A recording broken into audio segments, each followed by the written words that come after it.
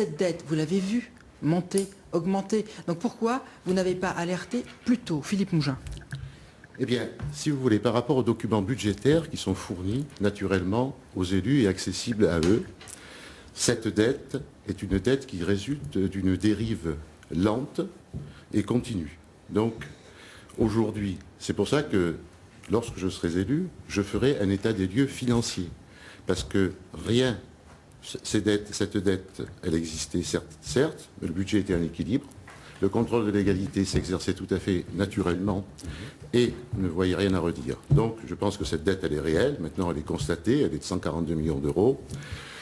Moi, élu, je mettrai en place un programme d'économie, parce qu'il n'est pas question que j'augmente les taux d'imposition. C'est pas la question que j'avais posée, Philippe Mougin. La question que j'avais posée, c'est pourquoi vous l'avez vu se creuser, cette dette. La dérive ayant été progressive, la dérive ayant été... on ne l'a pas vu régulièrement par rapport, si vous voulez, aux documents budgétaires qui étaient transmis aux élus. Il y avait effectivement une dette, mais cette dette n'était pas, comment on peut dire, un surendettement. Sophie Parent,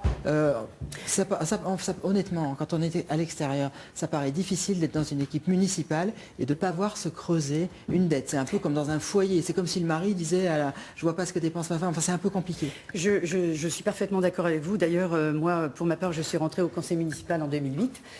J'ai rendu ma délégation 2 ans plus tard.